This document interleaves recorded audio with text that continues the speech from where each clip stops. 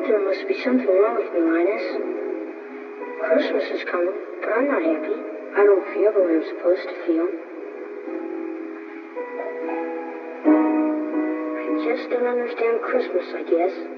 I like getting presents and sending Christmas cards and decorating trees and all that, but I'm still not happy. I always end up feeling depressed.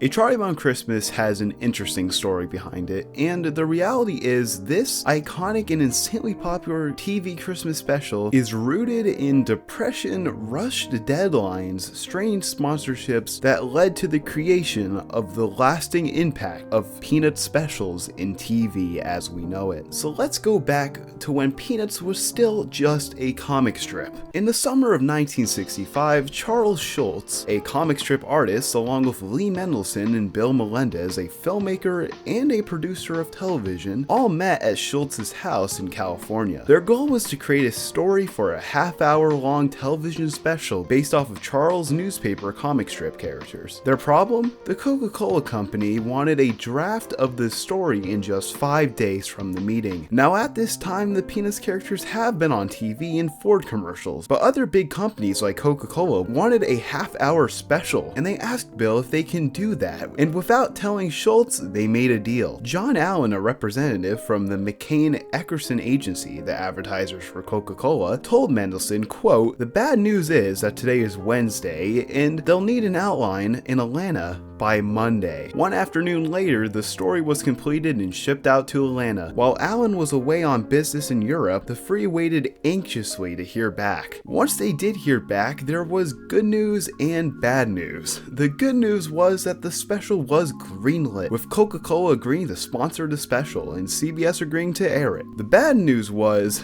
that they both wanted to air it by that holiday, which is about 6 months away. Keep in mind, that's 6 months to get a team together and create the whole thing. Mendelson, not being fazed by the daunting task that was standing right in front of them, assured Ellen that it would be no problem. And with that, production began. Snow time, winter time, Christmas time, the time of sugar plums, Santa Claus, and at last those lovable children from Peanuts. This year, enjoy a Charlie Brown Christmas. And so, on November 29th, 1965, just 10 days before it was supposed to air, a Charlie Brown Christmas was completed. After it was all said and done, the crew behind the special came together and realized what they created was terrible. With Bill saying, "My golly, we've killed it." And CBS didn't like it either, calling the animation cheap and noting the amateurish style. But the main animator for the special, Eve Levitt, said it's the best that he can do and that it's gonna air for hundreds of years. Now, this special was meant to be aired once and then never again. And with that, a Charlie Brown Christmas aired once on CBS on December 9th, 1965. And of course, it was the first animated television special based off of Charles Schulz's iconic comic strip. With that said, hey cartoon fans, for today's Christmas special, I'll be looking at the most iconic holiday cartoon special and its predecessor for my series where I look back at every classic Peanuts TV special. So let's get into it. Our special begins with beautiful music playing as we see the Peanuts gang ice skating with Charlie Brown and Linus heading over to meet their friends. During this intro, the song Christmas Time Is Here plays. Now, Peanuts is known for its music and the man behind it. Vince Gardellini was contacted by Lee Mendelson to compose music for a documentary on Peanuts back in 1964 for the unaired special A Boy Named Charlie Brown. With that, when Coca-Cola commissioned a Peanuts Christmas special, Vince was on board. His music plays a huge part in the nostalgia of a Charlie Brown Christmas. The simple but elegant piano creates a warm and cozy feeling for the whole special.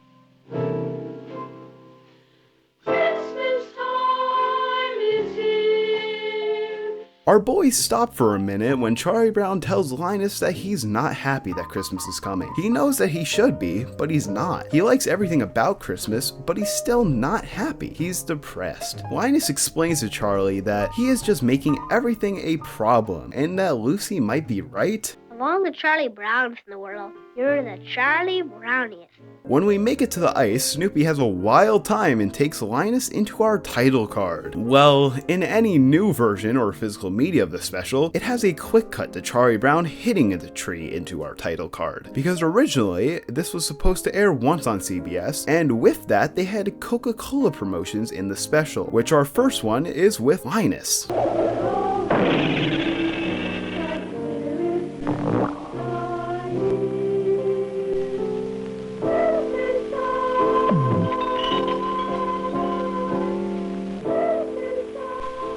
After our opening, we see Charlie Brown go out of his house to check for Christmas cards. But of course, nobody sent him a Christmas card, and he gets more bummed out. I know nobody likes me. Why do we have to have a holiday season to emphasize it? Charlie Brown walks around the town, and we get to see some of the characters like Violet, Pigpen, and of course, Snoopy, as he's eating a stupid amount of bones. We then cut over to some of the guys trying to catch snowflakes on their tongues. Need sugar. It's pretty obvious this is straight from the comics, as these early scenes add nothing to our story. Moving over to our main plot, Charlie walks over to Lucy's iconic psychiatric help stand. After the doctor is real in, Charlie Brown pays up. Boy, what a sound! How I love to hear that old money clink. Anyways, Charlie Brown admits that he is depressed, but Lucy says he's not too far gone. With that, we get to find out what fear he has, and it turns out that it's the fear of everything. But he really thinks it's just Christmas that's bumming him out. And with that, Lucy states that he needs involvement, so she forces him to get involved with their Christmas play, and makes him the director? Me? You want me to be the director of the Christmas play? Pretty nice of her to help out. I mean, he did pay her. Lucy also says she's depressed every year too because she never gets what she wants, which is real estate. What in the world? Charlie sees and follows Snoopy over to his place, and this scene always makes me laugh, as we see Snoopy setting up for a Christmas contest to win money. Find the true meaning of Christmas.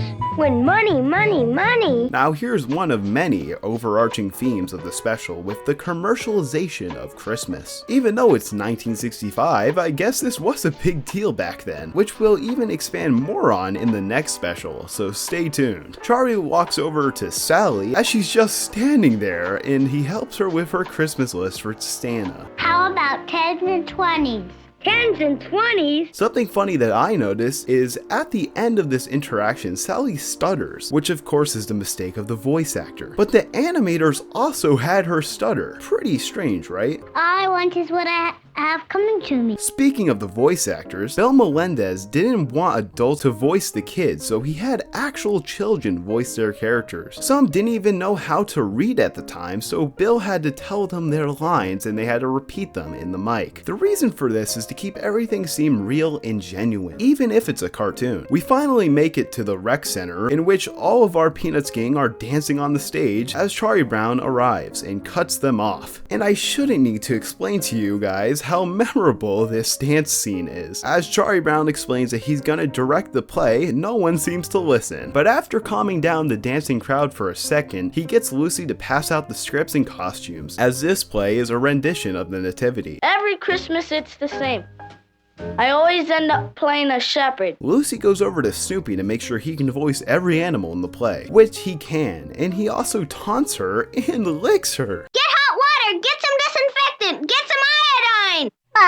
Lucy continues passing out the scripts and gives Linus 5 good reasons why he should memorize his script. Charlie Brown takes over, but Schroeder messes it up by getting everyone to start dancing again. And more problems arise when no one wants to do their scenes. Then Lucy calls a lunch break for Snoopy. And then Lucy hounds Charlie about being the Christmas queen and gets mad at him. Good grief. And once again, they don't listen to Charlie Brown and keep having fun. And Charlie Brown stands firm to tell everyone that he doesn't want his play to be commercial and syndicated, and wants a Christmas tree to set the mood. And with that, Lucy sets Charlie and Linus off to find the biggest and greatest aluminum Christmas tree they can find. Which I don't know why they have aluminum Christmas trees in this universe, because that sure wasn't a popular thing in 1965 or even today. And with that, they walk over to look at all the big metal trees. As they walk around, Charlie Brown finds a small dying tree. Gee, do they still make wooden Christmas trees? Linus thinks it wouldn't fit with the modern spirit of Christmas, but Charlie says that it'll be perfect. Then we move on to Schroeder playing Beethoven Christmas music. As he plays, Lucy argues with him about how it doesn't fit the mood. Then when he starts playing more classic Peanuts tunes, Snoopy dances on the piano. Anyways, Charlie Brown comes back with the tree and leaves everyone speechless until someone speaks up and they all laugh and mock Charlie for picking such a bad tree, which bums him out. Rats. He tells Linus that he doesn't know what Christmas is all about, and Linus tells him and everyone in the rec center as he quotes the second chapter of the Gospel of Luke, verses 8 through 14 from the Bible. Now this scene was originally going to be cut, but Charles Schulz was extremely adamant on including Bible verses in this special to give a more down-to-earth feel. Schulz probably added this because of his life in the Midwest and his historical and religious studies. It's a pretty interesting addition for a primetime special. Even back in the day, this was unique. That's what Christmas is all about, Charlie Brown. And with that, Charlie Brown and the rest of the Peanuts group are satisfied, and they quietly follow Charlie Brown as he goes back to his house with Vince Guardellini's beautiful soundtrack playing. Charlie Brown stops for a moment and looks up at the night sky. And this should be a sign unto you. Charlie Brown knows that Linus is right and he won't let this commercialization ruin his Christmas, and with that said, he goes to decorate his tree as he pulls up to Snoopy's doghouse, and he's shocked when he sees that Snoopy won first prize. First prize? Charlie Brown tries to decorate the tree and fails, as he states that he killed it, as he sadly walks away. But his friends come over and Linus fixes the tree up as they all decorate it. Charlie Brown is a blockhead, but he did get a nice tree. The Peanuts gang start humming Hark the Herald Angels Sing as Charlie Brown shows up to find out what's happening. Merry Christmas, Charlie Brown! And our special ends with everyone singing Hark the Herald Angels Sings, with our credits rolling by. The newborn King, he started, and mercy mild, God and sinners reconciled. With what started as a last-minute Christmas special sponsored by Coca-Cola that barely got finished before its deadline and was hated by the people behind it, became an iconic and cultural TV special that has aired every year for 60 years, about a boy named Charlie Brown being depressed over the holidays. And throughout the special, he's confused about what Christmas is all about. With all the commercialization around, he doesn't know how to feel about the holiday and just doesn't care about what's going around him, with his friends either helping him a little bit or just making his case worse. Charlie Brown is picked on, humiliated, and just flat out ridiculed, even though he tries his best to direct a Christmas play. No one seems to like him, and his friends are two-sided, with helping him out in one scene and then bullying him in the next. It's wild. After Charlie Brown seemingly gives up, but Linus is here to help and explains to him what Christmas is all about. And with that, Charlie Brown is satisfied, and him and all his friends enjoy the season of Christmas singing in the night sky. This isn't the feel-good special you remember. Sure, they try their best with the background music really setting the mood, but it's really about a kid trying to find some hope with the commercial holiday to ease his mind from all his holiday blues. It's a strange story, and I think it was meant to be this way. We shouldn't think too deep into a Charlie Brown Christmas. It's perfect the way it is, and it shows us a lot about the great mind of Charles Schulz. It's the first in a long line of Peanut specials, and it creates an amazing starting point. With that said, let's take a look at its quote sequel. It's Christmas Time Again, Charlie Brown, that aired on CBS in 1992. So, why do I qualify this Peanut special as a sequel to A Charlie Brown Christmas? No idea, but it is originally featured as the bonus episode on the original remaster of A Charlie Brown Christmas on DVD. So I decided, why not? Let's quickly talk about it. Like I just said, it was included on A Charlie Brown Christmas DVD, but it also came as a standalone VHS created by Shell, which for any non-Americans is a gas station. What the heck? Imagine finding a Peanuts Christmas special VHS at your local gas station in the 90s. Anyways, this special is definitely different from our last, as it's composed of several Christmas-themed storylines, some of which are taken directly from the Peanuts comic strip, which was very common around the 80s and 90s with the lack of ideas from the writers. So let's get into what our Peanuts gang are up to in this new era. Our special begins with Sally and Linus sliding down a hill with a cardboard box as we roll into Charlie Brown selling Christmas wreaths door to door. When he can't sell anything, he gets Sally to help him out, but that doesn't even work, so Sally goes solo with Snoopy to see if better packaging will work. Good morning. Would you like to buy a Christmas wreath? Then we cut to a snowman playing music, in which we find out it's Woodstock playing a tune Under the Hat, which leads us to our title card, and some fast upbeat Christmas tunes by Vince Cardellini once more. Like I said earlier, this special has many storylines. Our first one has to do with Peppermint Patty not wanting to do her reading assignment as she's procrastinating throughout the episode, even at a Christmas play. Our next storyline has to do with Snoopy, as he is Santa for the day, trolling innocent bystanders with his horn. I don't think you're a real Santa Claus. What do you have to say about that? We also see Woodstock and the gang playing music in a snowman. Our next storyline has to do with Charlie Brown and Sally, as Sally writes what she wants for Christmas and even writes a note to Mrs. Claus. We then see Snoopy have a grand old time with the Christmas tree as he dances with a candy cane and moves outside to dance with Woodstock and friends.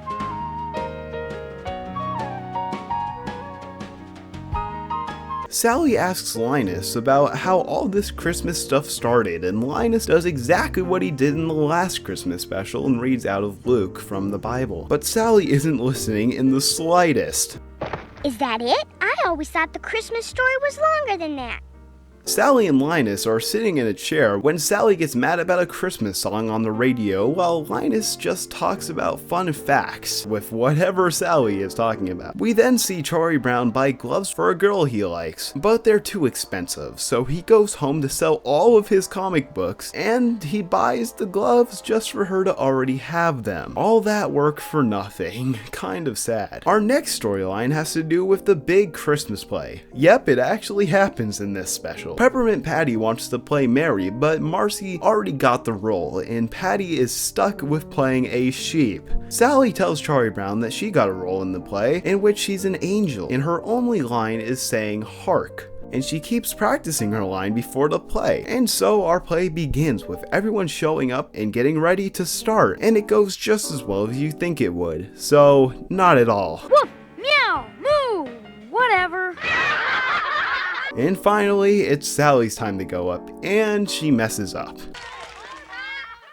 Hockey stick! This scene is probably the best of all the storylines, as we finally get to see what Charlie Brown wanted to direct all those years ago. In the end, Sally is mad that she messed up her line, and that everyone laughed and hates her. Just then, Charlie Brown answers the door to some kid named Harold Angel, who Sally has been talking about throughout this storyline. And our episode ends with Linus and Lucy fighting over a beanbag chair when Linus talks to us, the audience. Joy to the world. And that's the wacky, all over the place special. That is, It's Christmas Time Against Charlie Brown. It's a very fun and comedic time, nothing like what we had in our first special that was more realistic. This one is like reading a Peanuts comic strip, which is exactly what I think they were going for. And it's not a must watch, but it's cool to see that Christmas play finally get to happen. With that said, what do you think about A Charlie Brown Christmas and It's Christmas Time Again Charlie Brown? It's pretty obvious which one is better, but I would like to know what you guys think in the comments down below. And happy holidays, cartoon fans. I hope you enjoyed this deep dive, and I hope you now understand what A Charlie Brown Christmas is really about. Thanks for watching. See ya.